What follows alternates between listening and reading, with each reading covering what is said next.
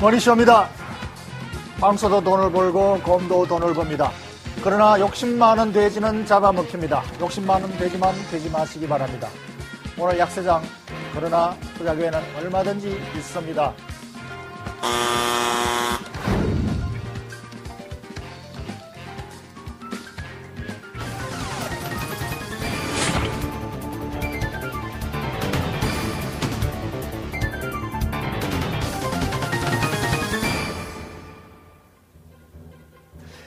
오늘 미국 증시가 오랜만에 반등 랠리를 펼쳐서 우리 시장이 잔뜩 기대를 했습니다마는 기대를 무산시켰습니다. 지수가 반등을 해서 랠리로 복귀하는가 했더니 아니올시다입니다. 미국 증시에서 랠리를 펼쳤지만 이 랠리가 기술적 반등에 불과하다. 경기 지표상으로 무역 수지가 개선되었다는 것이 나왔지만 기타 모든 지표들은 아직까지 어둡다라는 것입니다. 유일하게 국제유가 상승이 에너지주를 강세로 끌었기 때문에 에너지주의 힘에 의해서 시장이 견인을 했습니다만은 이것은 굿 랠리가 아니고 배드 랠리다라고 평가를 합니다. 우리 시장에서는 미국 증시 모양을 보고 좀 더 눈치를 채는 것 같습니다. 미국 증시 차트를 보면은 120일 이평선 회복에 실패했습니다. S&P 지수가 이동평균선 돌파, 올라앉았다면 아마 우리가 좀 더 힘을 얻었을지 모르겠지만은 다시 되돌렸습니다. 역시 기술적 반등이라는 것을 시장 참여자들이 이미 가르쳐주고 있다고 보겠습니다. 오늘 우리 증시가 에너지주, 국제유가 상승에 의한 에너지주, 정유화학주 강세, 그리고 금리 인상에 따른 금융보험주 강세에 의해서 섹터는 랠리를 펼쳤습니다만 코스피 지수는 실망 매물로 무너졌습니다. 외국인들이 많이 실망을 하는군요. 오늘 정유주, 정유화학주, 석유 가격 인상에 따른 정유화학주 랠리, 금리 인상에 대한 금융보험주 랠리, 이 랠리로 간신히 지탱을 하고 있었습니다만 시장은 실망엔 매물입니다.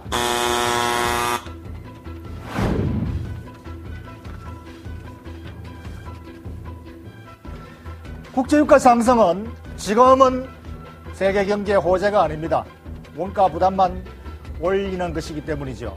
만약에 국제유가가 수요 증가에 의해서 어쩔 수 없이 가격이 올라간다면 그것은 그야말로 경기 랠리라고 할 수 있죠. 경기에 긍정적입니다.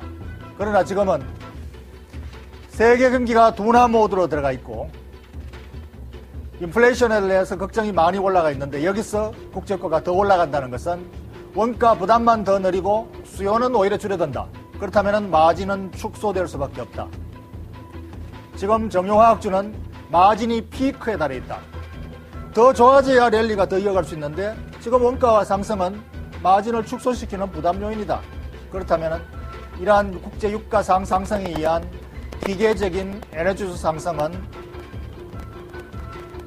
굿 랠리가 아니다. 굿 랠리라는 것은 업황을 개선시키는 요인이 되는 랠리야말로 굿 랠리지 원가 부담만 되는 그 랠리는 오히려 배드 랠리다. 배드 랠리는 랠리일 때 오히려 팔아치워야 팔아라라는 신호를 우리가 해석해야 된다고 이미 미국에서 신호를 보내고 있습니다. 그래서 지금 랠리는 정유화학주 랠리는 배드 랠리다. 배드 랠리.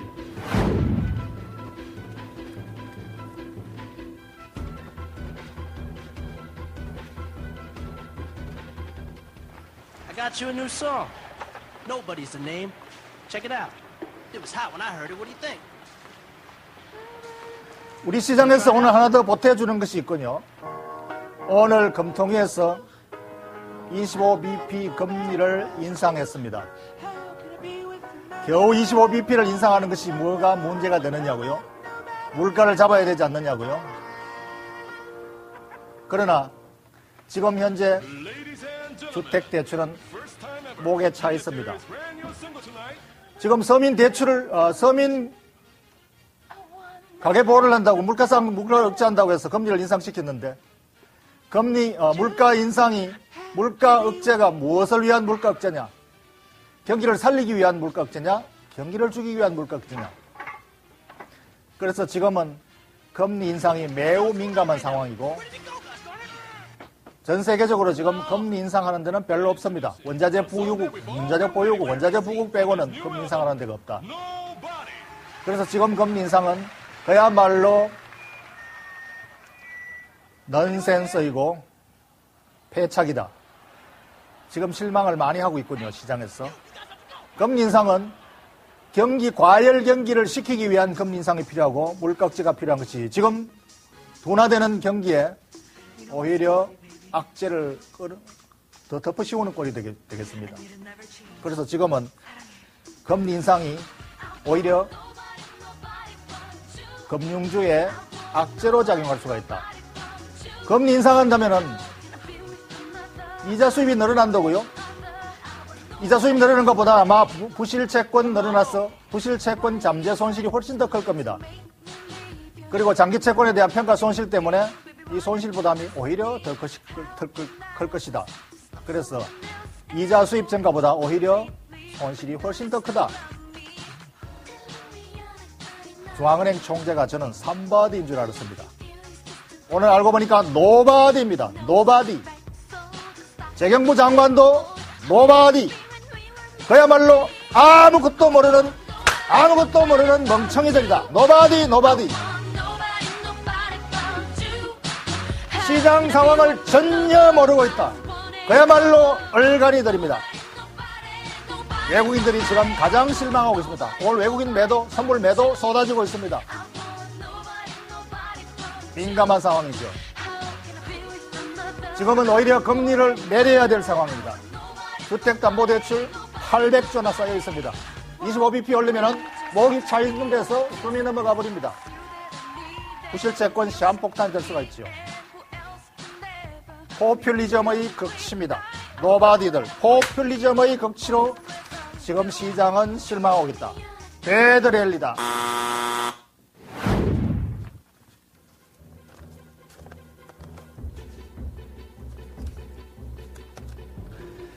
지금은 시장 투자자들도 혼란스러워하고 있습니다. 정책 입안자들, 정책 시행자들도, 정책 책임자들도 도대체 갈피를 못 잡고 있습니다.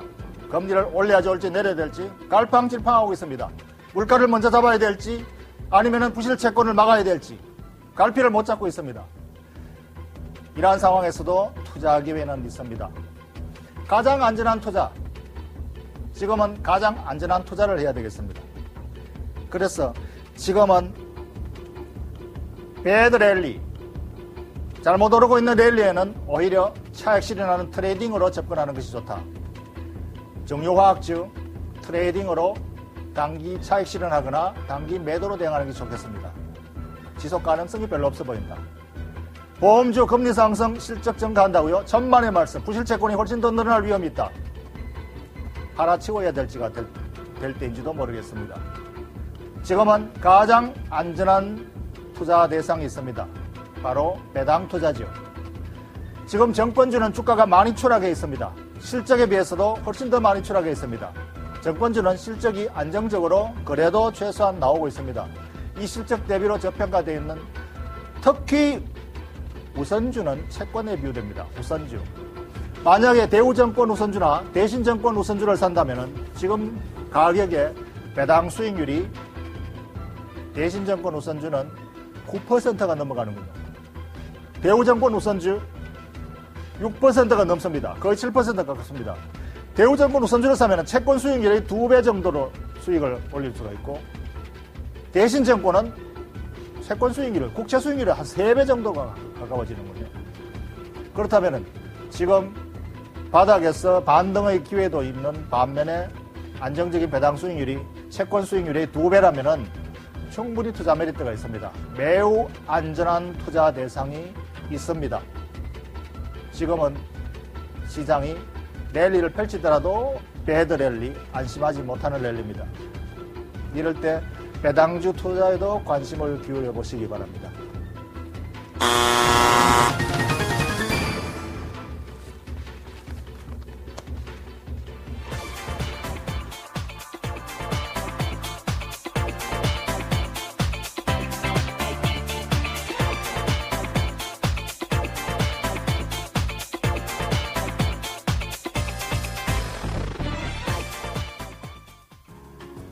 박준호의 머니쇼에서는 여러분의 참여를 기다립니다. 이해 불가의 시장 상황, 너무 어려운 이슈와 경제 용어, 매매 타이밍이 궁금한 종목과 업황 전망까지 여러분의 궁금증을 보내주세요.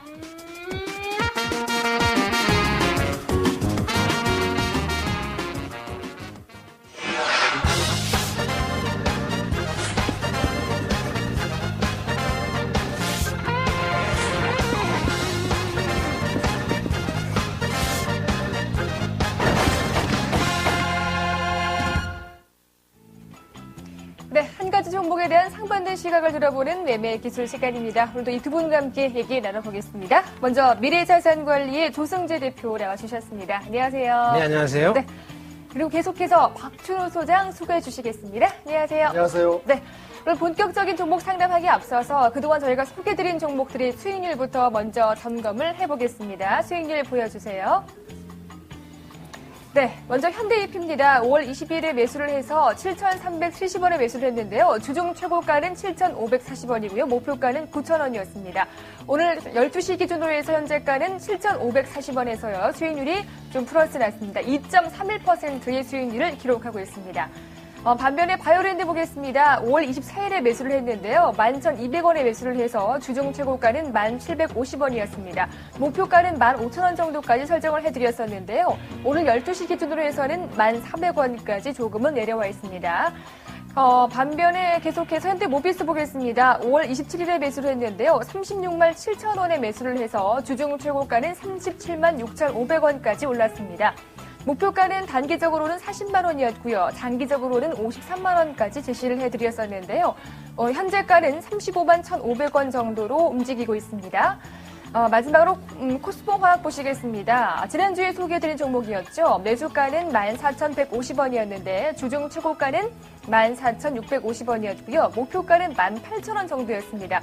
오늘은 13,700원에서 움직이고 있네요. 수익률은 역시 조금은 마이너스를 기록하고 있습니다. 네, 대표님 이렇게 종목들을 AS 해봤는데 이 중에서 좀 수정해 주실 만한 포인트 있으시다면 말씀해 주시겠어요? 네, 다 뭐 보유를 해도 되는 주식이고요. 지금 시장 상황이 조금 안 좋아서 약간의 손실이 있습니다만은 전부 다 좋은 주식이기 때문에 보유 관점이 다 좋다 생각하고요. 그동안 좀 참은 보람이 있어갖고 현대이피가 오늘 상한가에 그러게요, 다시 올랐네요. 상한가에 지금 구멍을 뚫어놓고 있어서 이게 좀 시세가 좀 세게 좀 날 것 같네요. 오늘 상한가가 가는 종목이 별로 없죠. 이런 가운데에서 자동차 부품주의 선도주로서 좀 치고 나간 것 같습니다. 네, 현대이피가 또다시 좀 올라서고 있네요. 상한까지 갔습니다. 소장님은 어떻게 보세요? 이 종목들을 보시면서 혹시 뭐 우리 투자자분들께 해주실 수 있는 조언 있으시다면? 예, 오늘 그 현대이피가 상한가 간 건 매우 좋은 현상입니다만은 네. 오늘 자동차주 강세 랠리는 배드 랠리입니다. 배드랠리인가요? 예. 만약 오늘 금통위에서 금리를 안 올랐다면은 저는 굿 밸류로 보겠습니다만 네. 오늘 금통위에서 금리를 잘못 올렸습니다.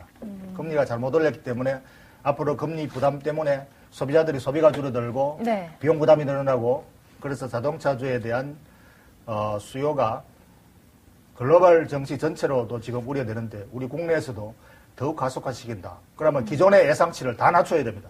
그렇기 때문에 오늘 자동차 랠리는 배드 랠리다. 그렇게 봅니다. 알겠습니다. 이렇게 그동안 소개해드린 종목들도 점검해봤고요. 오늘 어떤 종목 소개해드릴까요? 소개 보여주세요. 네, 오늘 종목은 밑에 나오네요. 한일이화입니다. 한일이화 어떤 포인트가 있는지 먼저 라운드 1을 통해서 들어보시겠습니다. 투자 포인트 라운드 1입니다.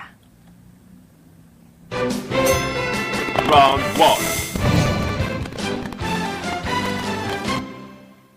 네, 대표님 한일이화 들고 오셨는데 네. 먼저 투자 포인트부터 한번 짚어볼게요. 어떤 포인트들이 있습니까?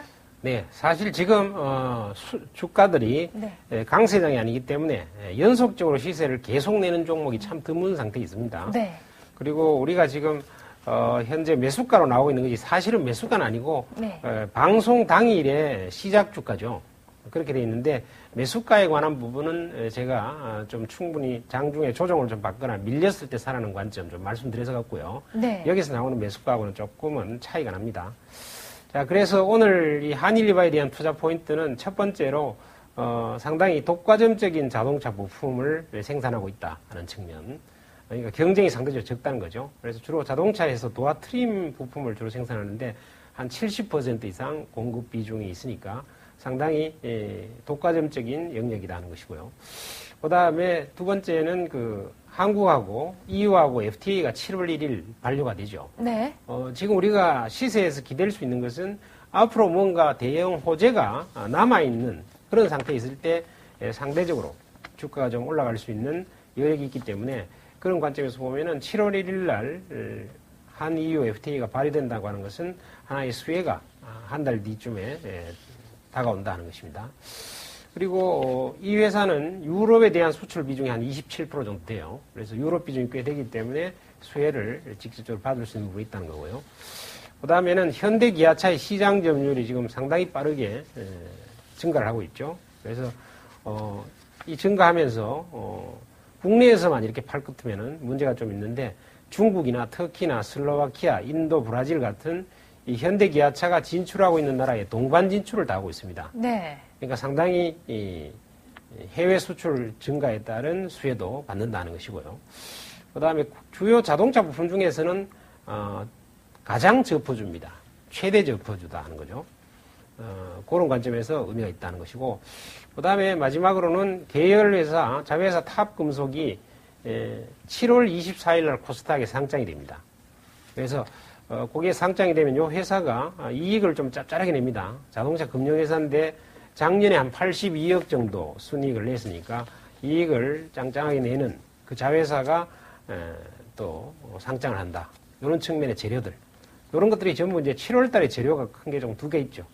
EU FTA가 있고, 그 다음에 자회사의 코스닥 상장이 있고. 네. 그래서 이런 재료가 있으면서 최대 저포라는 관점에서 또 조정 좀 받았기 때문에 이것을 들고 나왔습니다. 네. 한일리화 투자 포인트 들어봤는데요. 소장님 이 포인트들 어떻게 보셨어요? 예, 독과점 부품이라고 했는데 네. 이 도화 트림이라면은 그 도화 틀 안에 이렇게 요걸 말하는데 이게 독과점으로 보기는 웬만하면 만들 수 있지 않나요? 이런 거는 그렇긴 오히려 합니다만은 어쨌든 국내에서 시장 점유율이 70%가 넘으니까요. 그것은 이제 그 현대차, 기아차의 하나의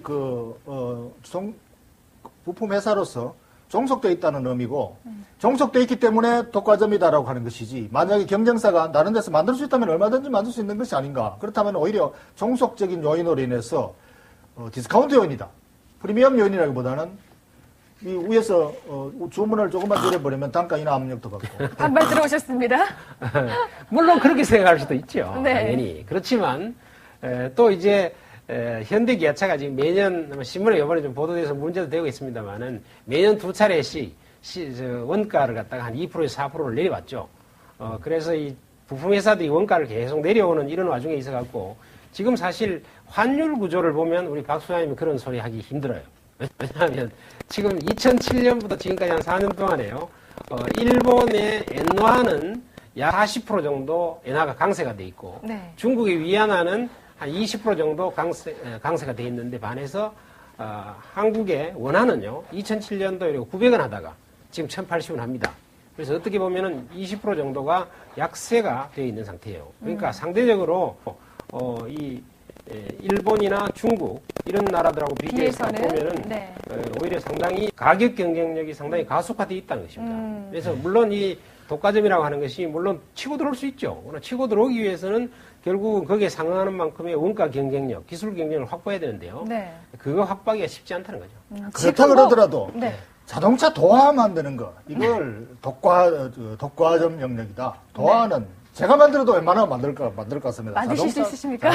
어쨌든 만들어가면 웬만한 나쁘게 부품이라면 자동차 핵심 부품도 아닌데 네네. 이 도화 정도야 웬만하면 마음만 먹으면 다 만들 수 있을 것 같은데 이걸 독과점이라고 관점의 하면 차이일 수도 있을 것 같고요. 지금 대표님 말씀하신 워낙 상대적인 약세 이런 부분들은 좀 일리가 물론 있지 그런 건 않습니까? 당연히 인정해야죠. 예, 네. 그런 거 있습니다만 똑같은 조건 하에 똑같은 그런 그 조건 하에서 누군가가 경쟁사가 만든다면 얼마든지 네. 만들 수 있다. 네. 이것은 뭐 다른 나라가 우리가 국가적인 상대적인 경쟁력이지 우리 국가 네. 자체 내에서 다른 그 부품사가 진입한다면 오늘 좀 우리 듣기가 한국 힘드신가 내에서도 봐요. 쉽지 않습니다. 왜냐하면은 이미 자동차 굉장히 도화. 오랜 기간 동안에 계속 원가를 다운시켜 왔기 때문에 네. 그것에 대한 가격 경쟁력의 우위에 설 수 있는 기업이라는 게 별로 없는 거고 이미 오랜 세월 동안에 한 20년 가까운 세월 동안에요.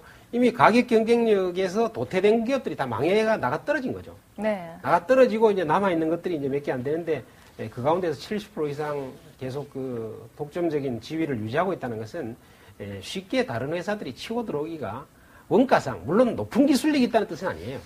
그렇지만은 치고 들어오기가 굉장히 어렵다.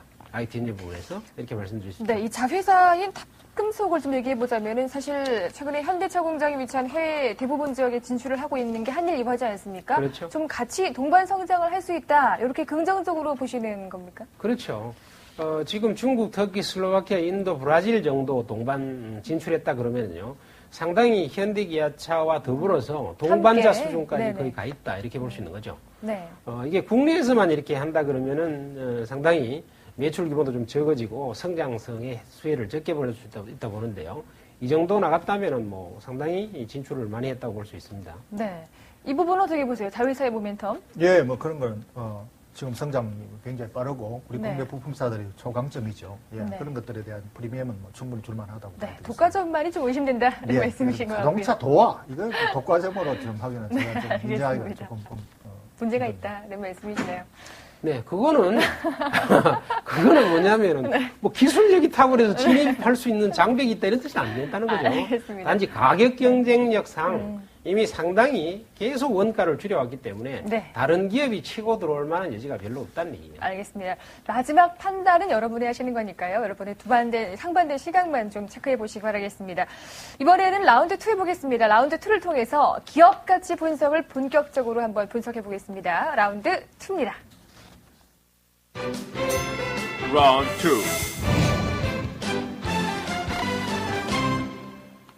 네, 본격적으로 기업을 좀 낱낱이 분석을 해보죠. 대표님, 예. 이 회사의 매출액, 영업이익 이런 부분을 좀 살펴봤을 때 예. 성장성 어떻게 좀 볼 수 있습니까? 예, 우선 회사 보면은 매출액이 벌써 5천억대가 넘습니다. 네. 그래서 2009년도에 4천억대에서 5,700을 거쳐서 6,500억 원래 한 6천억 이상 늘고 있는데요. 영업이익도 79억에서 134억에서 한 200억 정도, 순이익도 500억에서 600억에서 800억 정도 이렇게 돼서 EPS가 1,500원, 1,900원, 2,000원 이 정도로 이렇게 늘고 있습니다. 그래서 어느 정도로 적정 가치를 볼 수 있을까 했을 때 사실 원래 예상되는 이익에 한 10배 정도 잡아줘도 될 만한데요. 그럼 한 23,300원 나오죠. 근데 우리 박 소장 지금 맨날 하시는 말 때문에 배드랠리다. 그렇다 치고 그러면은 펄을 좀 적게 주자는 거죠. 네네.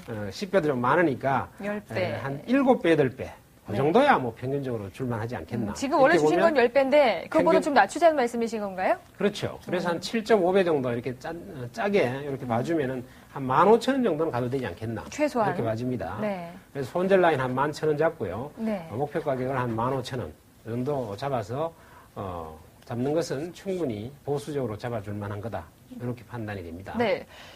소장님 지금 보면 매출액, 영업이익, 뭐 EPS, BPS 순차적으로 올라가는 그림이 나오긴 예, 하는데 당연히 아마 자동차 리포터 또는 자동차 담당 애널리스트 대부분의 그 의견이 지금 고성장을 예상하는 컨센서스가 이루어져 있습니다. 네. 그러나 지금 현재의 그 실적 예상치가 이미 기존의 그 컨센서스라 하더라도 만약에 오늘 우리 한국은행에서 얼간이들이 잘못 금리를 인상하지만 않았더라도 제가 인정을 하겠습니다. 그러나 오늘 금리를 잘못 인상했기 때문에 네. 앞으로 비용 부담이 굉장히 늘어난다. 국민들이 차를 살 여력이 현격히 줄어든다 이제. 네네. 소비가 크게 둔화된다. 기름값은 자꾸 올라간다. 세계 경기가 둔화되는데 기름값은 자꾸 올라간다. 네. 자동차 제조 원가는 자꾸 올라가게 돼 있습니다. 그런데 소비는 둔화되고 지난달 중국의 자동차 판매도 줄었습니다. 그렇기 때문에 미국은 지금 주택 경기 불황으로 자동차 소비 여력도 더욱 줄어들고 있습니다. 고용 안 됩니다. 고용 안 되니까 뭐 월급을 받아야 자동차를 사죠. 지금 이런 상황에서 기존의 전망치를 대부분 다 낮춰야 된다. 지금 국내 애널리스트들이 전부 다 노바드입니다. 전부 다 엉터리들이에요. 지금 이런 것들을 하나도 반영해서 조정을 안 하고 있습니다. 그러니까 이런 조정을 안 하고 있는 이 기존 예상치를 가지고 지금 그 접근하면은 오버밸류 될 수가 네. 있다. 그래서 지금은 국제유가는 자꾸 올라갑니다. 단기적으로. 지금 수요는 줄어든데 불구하고. 이렇게 그러니까 유가 자체가 베드 랠리이기 때문에 유가에 대한 부담을 여기서 감안해야 되고 소비 둔화에 대한 부담도 감안해야 되고 금리 인상에 대한 부담도 감안해야 되고 원가 철강주 가격 올라가는 것도 부담 다 감안한다면은 실적 전망치를 낮춰야 된다. 실적 전망치를 낮추려면 밸류에이션도 낮아야 된다. 네. 그것이 지금 이것을 수정해야 되는 이유가 되죠. 그래서 그럼 지금 지금 이대로. 보신 자, 대표님께서 그러면 오바벨. 우리 박 소장한테 물어볼게요. 원래 그러면은 현대 기아차에서 판매하는 자동차의 판매 대수가 작년보다 줄까요, 늘까요? 원래 판매 대수 줄어들 가능성이 충분히 있습니다. 이번 1분기 실적 보셨습니까? 지금 이 회사 한일이와 1분기 실적 보면은 줄었습니다. 매출도 줄었고 매출은 조금 늘었습니다. 그러나 영업이익도 줄었고 순이익도 줄었습니다. 물론 한 자릿수입니다만. 그래서 1분기 실적이 이미 줄어들기 시작했다. 그러면 2분기, 3분기, 4분기 낙관하기 어렵다. 지금 낙관할 만한 성장 추가 여력이 있느냐? 모든 지표들이 지금 악화되고 있다.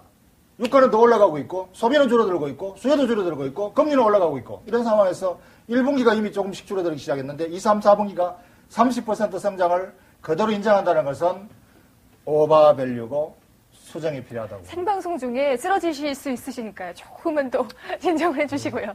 알겠습니다. 일단은 아까 말씀하신 대표님께서 적정 주가를 15,000원 정도까지 하셨는데 그러면 소장님께서 조금 다시 한번 수정을 해보신다면 어느 정도까지 보시는 겁니까?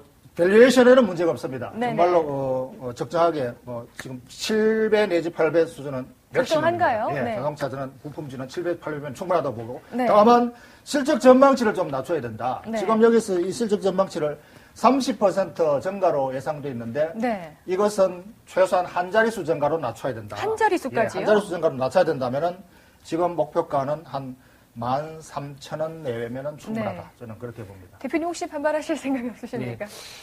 그거는 뭐 지나놓고 알겠죠. 네. 지나놓고 알 텐데 지금 미국 시장에서 우리가 월별로 뭐냐면은 시장 점유율이 계속 1%씩 증가하는 그런 부분이라든가 그 다음에 저는 개인적으로 원래 판매량이 분명히 는다고 봅니다.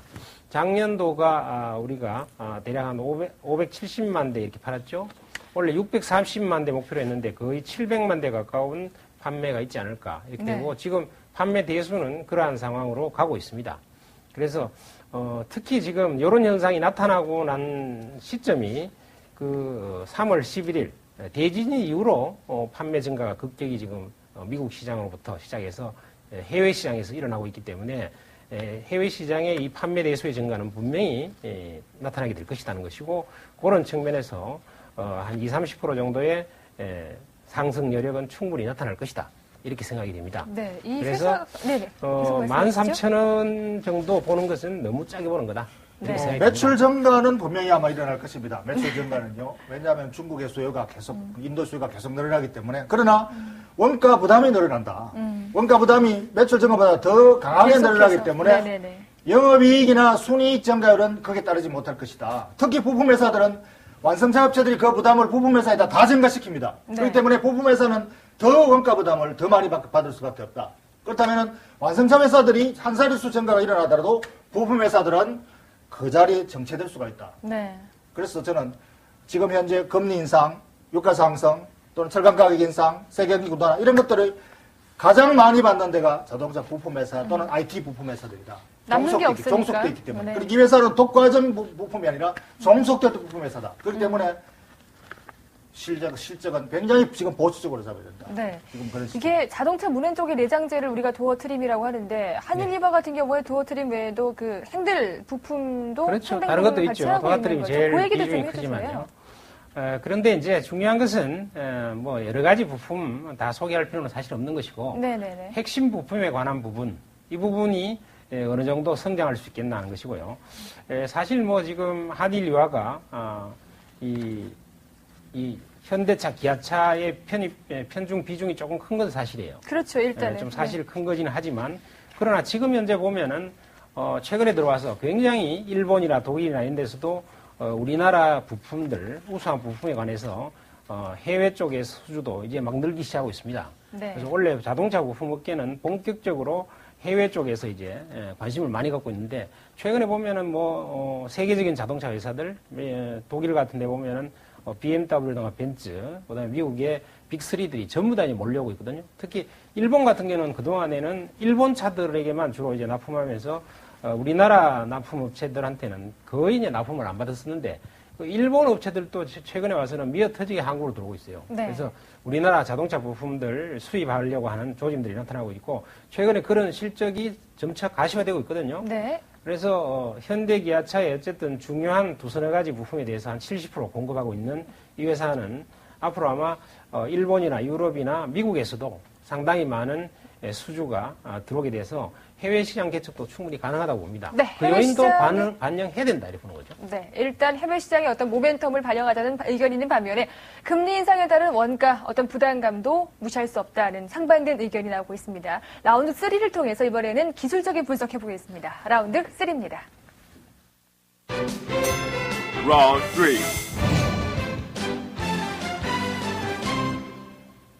네, 이번엔 차트를 통해서 한번 분석을 해볼까요? 대표님, 지금 기술적으로 봤을 때 좀 부담감이 있습니까? 어떻습니까?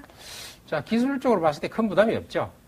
왜냐하면은 이 주식 차트상에서 보면은요, 이번에 바닥을 찍고 한번 들었다가 다시 밀렸다가 60일 선에서 정확하게 십자선을 딱 그리면서요, 네. 힘의 균형을 붙이고 다시 살그머니 조금 올라오면서 오늘 양봉을 조금 보이고 있습니다. 그렇기 때문에 저점을 높이는 N자형 상승의 패턴, 출발 시점이다. 네. 그런 포인트고요. 우선 선도주로서 오늘 현대 EP가 강력하게 자동차 부품 가운데서는 유일하게 강력한 상한가를 오늘 치면서 상장량을 130만 주를 쌓았습니다. 그래서 오늘 뭐 지수도 상당히 안 좋은 가운데서 이렇게 쌓았기 때문에 역시 자동차 부품이 그나마 사실 지금 우리나라의 시장 기조가 별로 좋지가 않은데요. 네. 이런 좋지 않는 기조 하에서도 자동차 부품이 지금 여러 가지 FTA 수혜에다가 또 해외 유명한 자동차 완성차들이 지금 한국에 밀물듯이 몰려들어와서 우리나라 자동차 부품을 수입하려고 하는 이런 큰 변곡점, 변곡 시기를 맞이해서 저점을 이렇게 N자형으로 만들었다는 것은 충분히 상승 여력이 있을 수 있다. 그래서 15,000원이면 전고점 가까운 수준인데요. 최고가가 15,650원이에요. 그 가까운 수준의 봉의 끝머리 정도까지는 올라갈 수 있지 않을까 이렇게 생각합니다. 네, 이거 어떻게 보세요, 소장님? 예, 차트는 모양이 참 좋군요. 네. 예, 차트로서는 단기적인 그 수급은 이쁜 목표 N자. 가격 또는 적정 가격보다도 훨씬 더 오버슈팅 할 수는 있습니다. 네. 그렇기 때문에 적정 가치는 장기적인 적정 가치이긴 하지만 단기적으로는 네. 지금 차트 모양이 매우 좋기 때문에 오버슈팅도 가능하다. 그러나 오버슈팅에 너무 흥분되면 안 되고 물릴 수 있으니까요. 예. 그러니까 제가 제시하는 목표가 이상되면은 과감하게 파는 것도 나쁘지 않겠다는 말씀이신 것 같습니다. 어쨌든 쫀쫀하게 제가 투어를 7.5배만 딱 줬습니다. 네, 알겠습니다. 네.